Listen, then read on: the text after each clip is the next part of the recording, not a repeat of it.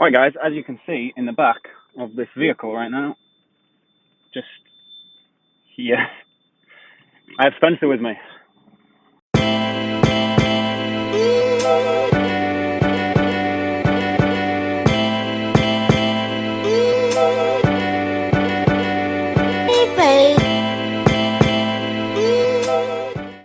What's up guys, welcome to DailyGray. Right, today I'm meeting a very good friend of mine for some food. We've got a pretty chill day, I think. Got a pretty chill day.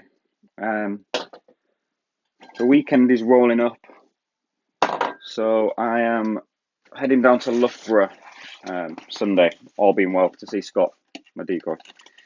I'm just making breakfast. Oh, I can't make breakfast with one hand. Wait there.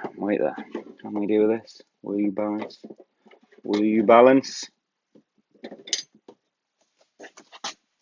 You will balance. So, breakfast of champions, Choco Puffs, Choco Pops. I've always bought Kellogg's Cocoa Pops, but for some reason, they've changed the recipe and they've taken all the salt and sugar out of them, and then the shit out of there. Like, if I wanted a healthy breakfast, I would eat shredded wheat or something. Don't take all the sugar out of my Cocoa Pops. So Crave are officially the only last standing cereal that are any good. Anyway, ramble over. Yeah, I'm going for lunch in, I don't know, 3 hours or so. 4 hours or so. So it's time for coffee. It's time to go to ground zero on Inbox. Inbox zero across all platforms. Because we do that every single morning. And then we'll get the dogs out to train later on. We'll see how the day goes. No clients today, which is nice. Which means I can spend the day working on the back end of my website. However, that means the vlog will be immensely boring for you guys. Because, oh dear.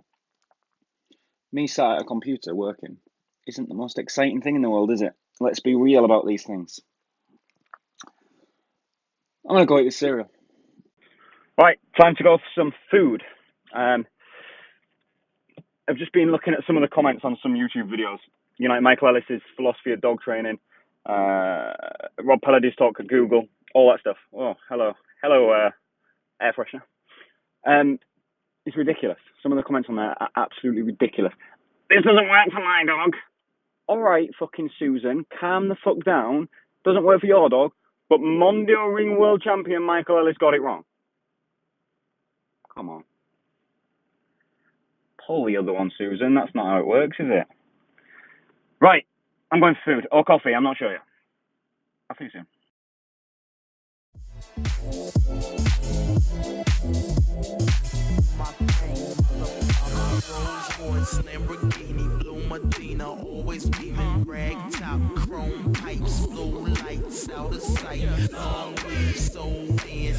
Alright guys, as you can see in the back of this vehicle right now, just here, I have Spencer with me. And we are heading to the vets. Because the day before yesterday, he sliced a big hole in his back. We checked it. It was very clean. It wouldn't have been able to be stitched. It wasn't deep enough. It was too wide. It wasn't bleeding. I thought we'd see how it would heal on its own. But I've just looked at it now, and it's getting a little bit gammy. It's not bad yet by any stretch of the imagination, but it's getting that way. I'd rather catch it now. He's not a young dog by any stretch of the imagination. You know, is he 8 this year? Yeah, he's 8. 8 this month. 8 this month, Spence. So I'm just going to get to the vets. They'll probably shave it, patch it, maybe glue it. Antibiotics. A nice couple of £100 bill, no doubt, as it usually is. But I just thought this was a good topic of when do you take your dog to the vets? Because obviously we all want what's best for our animals, but equally, the vast majority of us don't have thousands and thousands of pounds to be throwing every single tiny little problem. You know, it's just the reality of it. Yes, of course, you should probably have insurance. Which way is the vet? This way. you should probably have insurance, and you should, if you don't have insurance, you should have an account that you put into every month to make sure that you can pay for things like this. But equally, don't. There's two sides to the coin there. Don't go running to the vets for every tiny little problem. You know, your dog's got a sniffly nose. They've got a little scratch on their leg. There's no point. But then equally, you're better off going, better safe than sorry is the saying, isn't it? So for me, infection, always vets. Because you want to get antibiotics into them as quick as possible. Bleeding, you know, severe bleeding that's not stopping, vets. But the vast majority of things you can fix at home. Lucillin spray. It's in a purple spray. It's absolutely magical stuff. That works really, really well on cuts and scrapes and stuff. Obviously, having an older Greyhound, he's very much paper-skinned, delicate dog. These things happen. It's part of owning dogs. And is it going to suck that I've got probably a £200 or £300 bill to foot in a minute? Probably. Got to look after your dogs though, guys. They come first. Much rather my dog be healthy than my bank account. You can just see his nose. You're a good lad, aren't you, Spence? He's not bothered by it in the slightest. But it's something that does need sorting out. It's just starting to look a little bit gammy, you know. So we shall see what the vet says. We're not far off there now. He's a really good vet. He dealt with Slack when he had that awful hotspot, wet eczema thing. It's horrible. So we'll see what he says. We'll see what he does. Hopefully he'll just shave the area and stick a gauze on or something and give him some antibiotics. But it's not nice. It's not a nice gash at all. If it had been bleeding, I would have taken him immediately, but there was zero blood. It's just like taking the skin off. All the skin though, like you can see the muscle. It's disgusting. So, I'm almost at the vet's now, so we'll see what he says. And I'll catch up later on with you after we're sorted. Right, done. Put that window up. So basically, just as suspected, the hair around it was wicking up the gunk and making it grim. So she stuck a needle straight into his open wound, which he was massively unimpressed with, naturally. Just as a local anaesthetic, obviously, not just for a fucking laugh.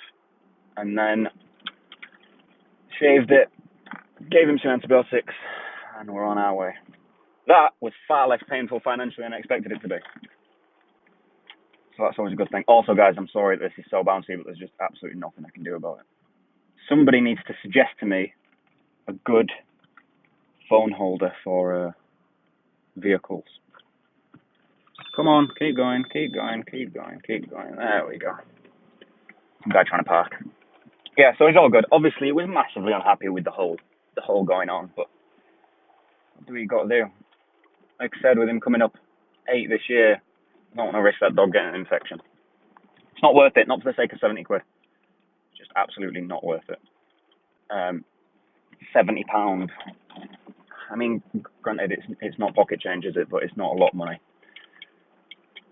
Where your dog's life is potentially concerned. There's no amount of money that would make me think, it's not worth it. I would literally sell every single possession I owned. Thank you. I would sell every single possession I own to save any of my dogs. It's just the way it is. If you're a dog man or a dog woman, you understand that. If you're not, you probably never will. But we're all done now. He's chilling out in the boot, thankfully. He was hugely unimpressed when she stuck that needle in. And to be fair, I really don't blame him. And then she snipped a bit of snagged skin, and she had to cut his skin. Obviously, there was a bit of local anaesthetic in there, but he was not impressed. 0% impressed. But hey ho, we're done now. We're nearly home. Give him these antibiotics. Any vet people there, that's what he's on. Don't know what it is. Veterinary advice is not my forte. Which is why vets should also not give training advice, because it's not their forte. But hey ho, that's a discussion for another day. Whoa, there's a little dog there with no owner. Oh, the owner's there. Thought I was going to have to pick up a random dog. Would not have been ideal. Right, we're home. Well, home's literally just down the street. Did not expect to be going to the vets today. It looked like it was healing him pretty well, and then it all got gammy. But yeah, the hair just wicks all the gamminess back into the cut. We're done now. Here is home.